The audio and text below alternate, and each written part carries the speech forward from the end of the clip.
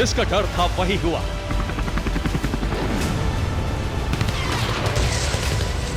Ukraine जंग में कूद गया अमेरिका।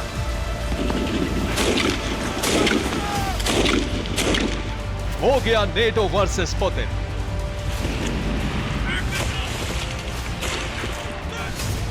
वॉशिंगटन पोस्ट ने ऐसी रिपोर्ट छापी जिसने अमेरिका को बेनकाब कर दिया। हथियार तो वो पहले से ही दे रहा था, लेकिन इस खबर में यह दावा किया गया है कि यूक्रेन में 2, 4 या 10 नहीं बल्कि बाइडेन के हजारों जवान मैदानी जंग में उतर चुके हैं।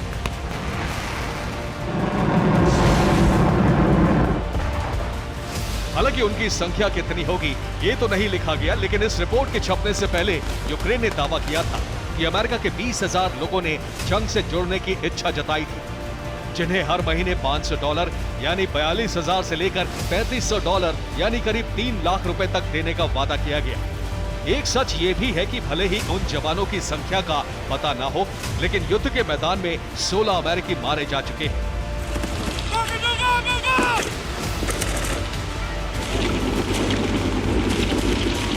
जिनमें कईयों की अस्थियां अमेरिका पहुंचाई जा चुकी हैं। मारे गए इन शहीदों के परिवार ने उनकी निशानियां भी दिखाई और ये तस्वीरें भी दुनिया के सामने आ चुकी हैं।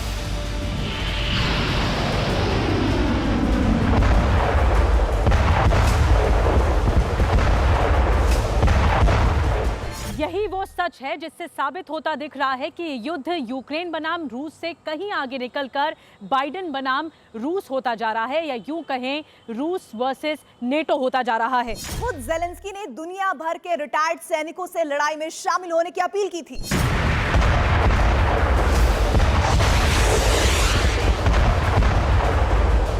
ज़ेलेंस्की की गुहार का असर भी हुआ और पिछले 1.5 साल के दौरान कई ऐसे वीडियो सामने आए जिनमें विदेशों से आए लोग वहां हथियारों के साथ युद्ध लड़ते देखे गए।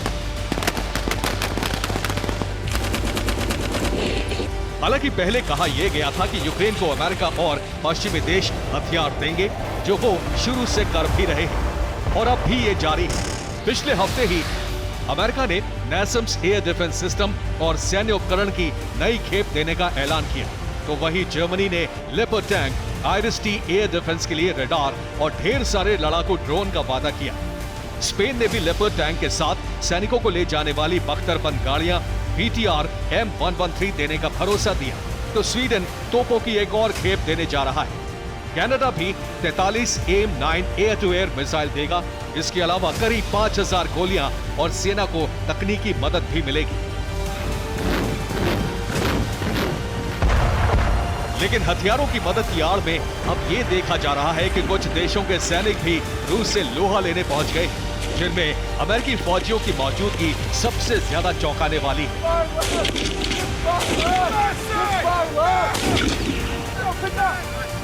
यूक्रेन के खिलाफ पिछले साल फरवरी में शुरू हुए इस ऑपरेशन के बाद से ही दुनिया के कई देश 2 खेमों में बंट चुके हैं। कोई खुलकर तो कोई छिपकर इस खेल का खिलाड़ी बना रहा। अमेरिका का हाल भी कुछ ऐसा ही है। अमेरिकी सैनिकों की मौजूदगी इतना बड़ा मुद्दा बन गया है कि वहां के सांसद मैट गेट्स ने इस पर बाइडेन से सवाल पूछ लिए। अमेरिकी सैनिकों के विदेश जाकर ऑपरेशन में हिस्सा लेने की मंजूरी संसद ने तो नहीं दी है।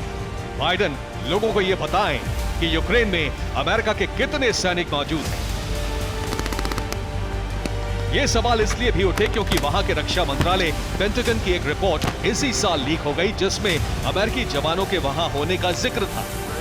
इस रिपोर्ट का पेंटागन ने खंडन भी नहीं किया, जिससे शक गहरा गया। इससे पहले पिछले साल जून में यह खबर आई थी कि खुफिया एजेंसी CIA भी यूक्रेन में ऑपरेट कर रही है। Bureau report, TV9 Bharat.